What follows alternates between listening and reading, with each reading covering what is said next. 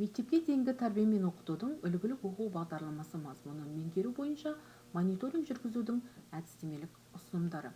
Мониторинг педагогтың балалардың түрлі жастағы кезеңдерінде үлгілік бағдарламада айқындалған күтілетін нәтижелерге жету деңгейлерін және баламен жеке жұмыс жүргізуде педагогтың алдағы іс-әрекетін айқындауға мүмкіндік береді.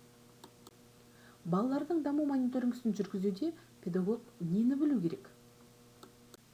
Балалардың даму мониторингісін жүргізуде педагог мектепке дейінгі тәрбие мен оқытудың мемлекеттік жалпыға міндетті стандарт талаптарын, мектепке дейінгі тәрбие мен оқытудың үлгілік оқу бағдарламасының мазмұнын, бақылау парақтары мен баланың жеке даму картасын толтыру тәртібін, мектепке дейінгі педагогика мен психология негіздерін, диагностика жүргізу әдістерін, яғни бақылау, ойын жағдаяттарын құру, әңгімелесу, сұрақтар мен жауаптар, бейнелеу әрекеті нәтижелерін зерттеуді, мектепке дейінгі тәрбие мен оқыту мазмұнын игеру деңгейін есептеу әдістерін, ақпараттық коммуникациялық технологияларды игеру қажет.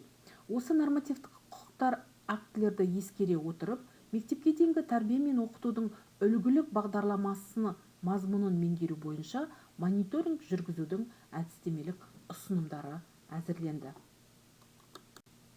Мониторингтің жалпы мақсаты балабақшаның оқыту үдерісінің сапасын бағалау және жетістіктер мен проблемаларын анықтау. Мониторинг ұсынымдарының мақсаты мектепке дейінгі тәрбие мен оқытудың үлгілік бағдарламасы мазмұнында айқындалған күтілетін нәтижелерге балалар мен педагогтың жету деңгейін бақылау бойынша мониторинг жүргізудің бірыңғай тәсілін қамтамасыз ету болып табылады. Мониторинг жылына 3 рет, бастапқы қыркүйекте, аралық қаңтарда, қорытынды мамыр айында жүргізіледі. Мониторинг жүргізу ерте жас тобында аралық, ал қалған топтарда бастапқы бақылаудан басталады.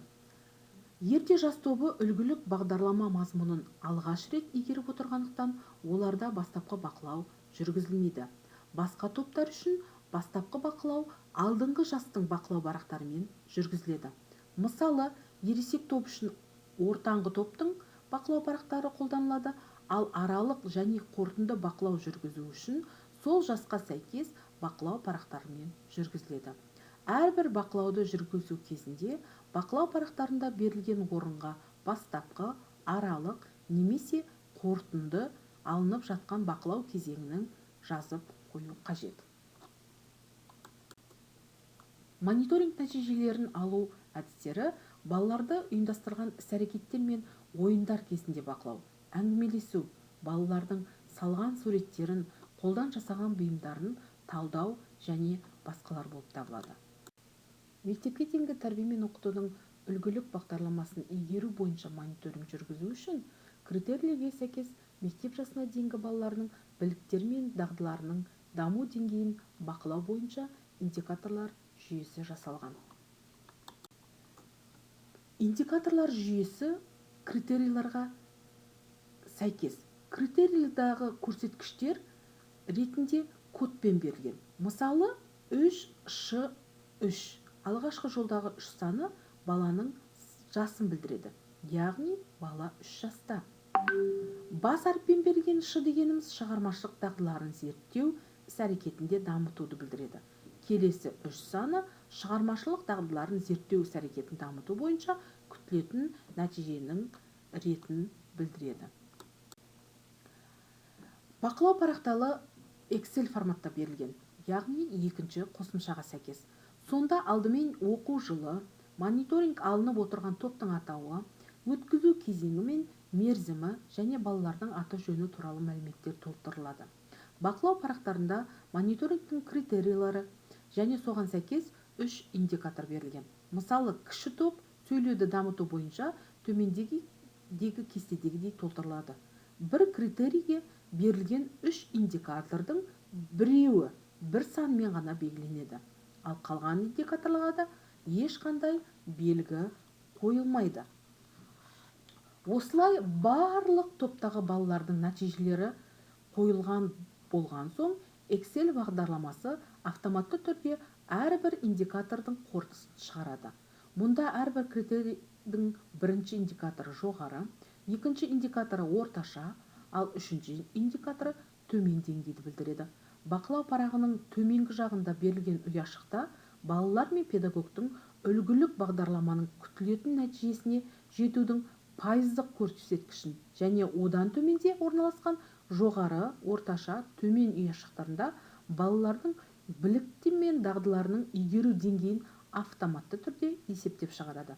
Топтағы бала белгілі себептермен мектепке дейінгі ұйымға ұзақ уақыт келмеген немесе басқа себептермен болмаған кезде мониторинг жүргізілмейді, немесе үш индикаторға да ешқандай белгі қойылмайды. Excel форматта берілген қосымшалар мониторингті жүргізу, мониторингті автоматты түрде жылдам есептеуге мүмкіндік береді. Топтың мониторинг нәтижелері негізінде оқу жылына баланың жеке даму картасы толтырылады. Баланың жеке даму картасын толтыру кезінде педагог кестеге дамытушы немесе түзету шараларын қажет болған жағдайда бақылау нәтижелері бойынша іс-шаралардың екі түрін енгізеді.